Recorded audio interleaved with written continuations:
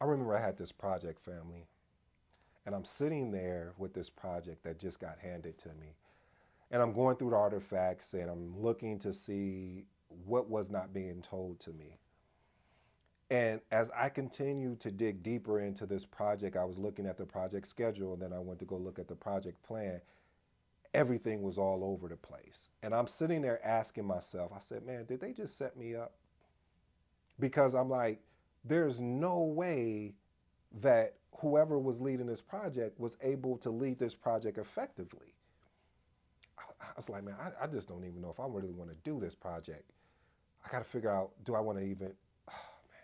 So what I ended up doing, family, is I took everything and I called a meeting with the stakeholders. I said, listen, I'm going to be setting up one-on-ones with everyone, and we're going to go through the pieces that you guys own and what makes sense and what does not make sense. We're going to get rid of, and then we're going to basically re-baseline. Re-baseline means that we're going to set a new project timeline and new project status and date.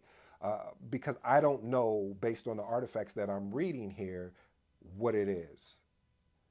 Welcome back, family. This is your boy ED. For all you smart and intelligent folks out there, listen, that just simply means Ed. Today's episode is entitled Project Transformation, Bouncing Back. Ooh, wee.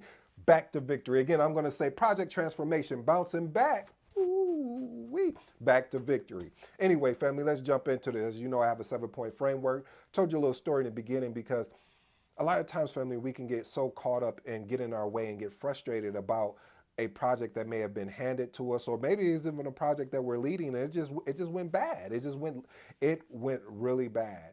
And it's how do we move forward from here?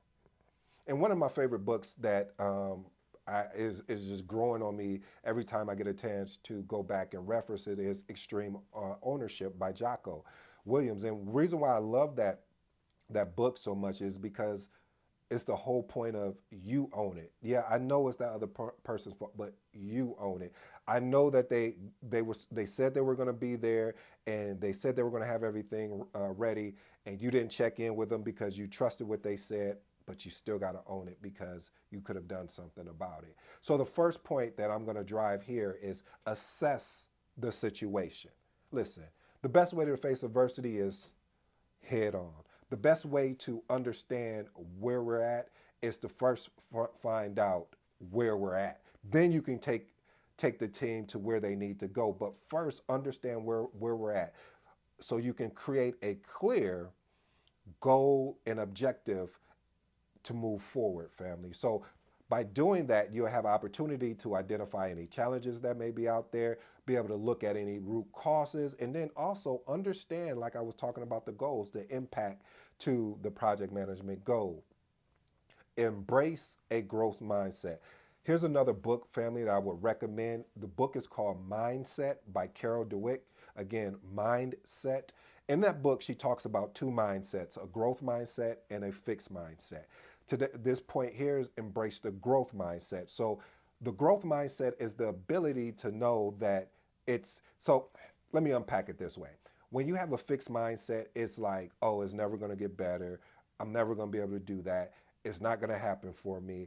I don't believe it's even going to work. Why even take that training? Because you see where I'm going. Can you hear how that sounds? That just sounds like, whew, to me it sounds like Charlie Brown. I just hear wah wah wah because it's frustrating because of the fact that you're like, okay, we understand that, but what about this over here? About how about embracing the growth mindset of having a better attitude and learning to adapt. Okay, it didn't go that way. Let's pivot and let's do it another way. Okay, that didn't work. Let's pivot and do it this way. So you have to have the ability with embracing a growth mindset to explore new approaches to new problems or obstacles. Ooh, I like that.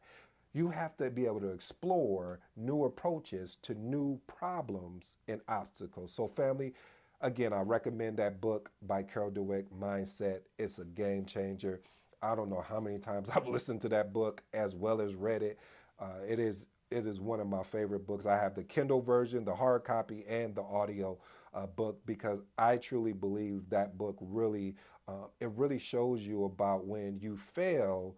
It depends on how you look at it. I'll move on, family. Maybe I'm just talking too much here. Develop a strategic plan. When you have a strategic plan, you have a roadmap. What does a roadmap do for you? A roadmap allows you to know where you're currently at and where you need to go.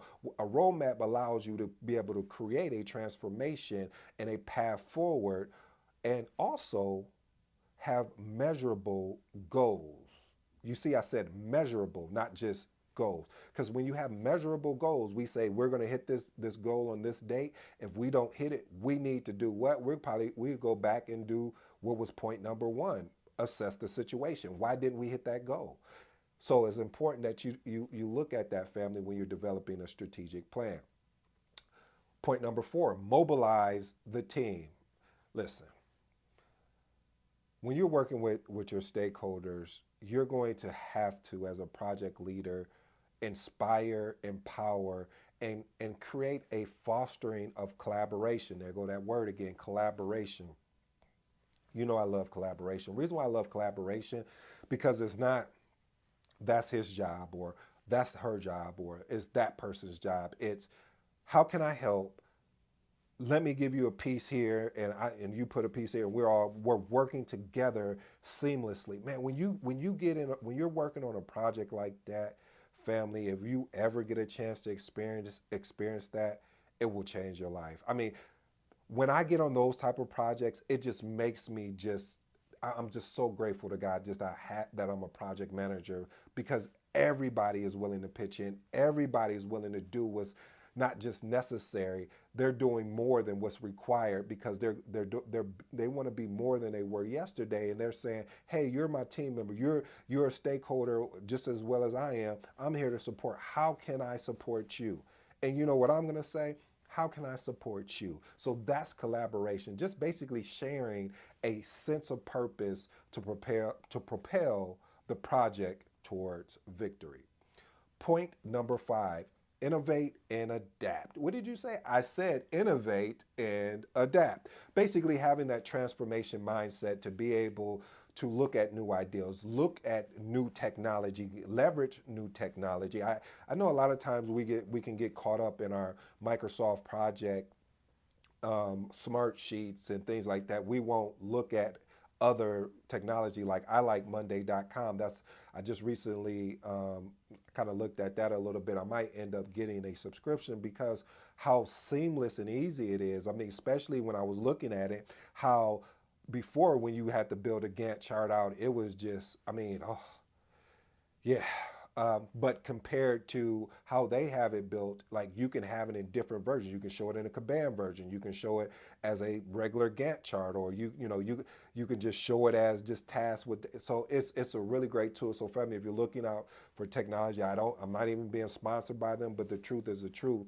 And Monday.com is a great, and I love their creative approach to basically leading projects. Point number six. I'm always going to say this, even though we should be doing this, but monitor progress and adjust.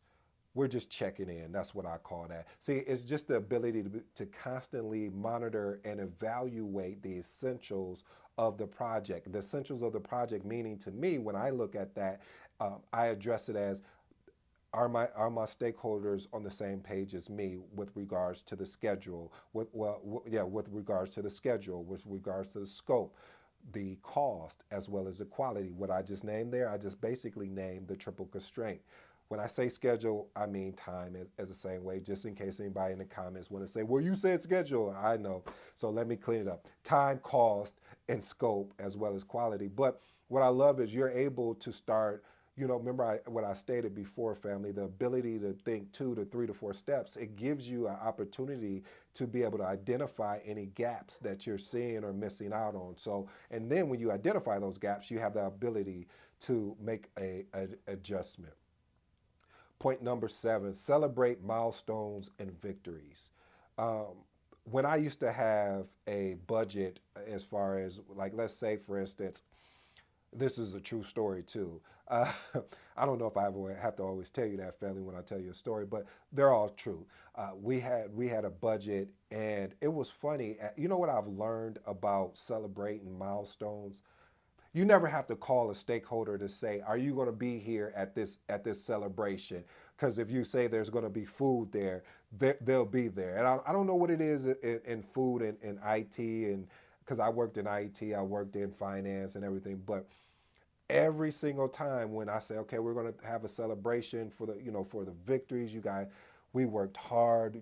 It's been nights that we stayed up really late, coming in early just to make sure that the project was moving along efficiently, that the team had what they had. But what I would also do is you can find it really inexpensive, create awards, really inexpensive, and give them out. Because when you do that, when I did that, excuse me, it allowed me to say, hey, I really appreciate you, not by just filling your belly up with food, but I also wanted to give you the small token. I also used to come out my own pocket at times and give Amazon gift cards or some type of gift card to like a Starbucks or something small, but just a small token just to say thank you, because I wouldn't have been successful if you guys wouldn't have been successful. So I'm grateful and thankful to you. So I'll end with that story, family. I hope you enjoyed today's content. This has been your boy ED. Until next time, you know what I say. I'm out.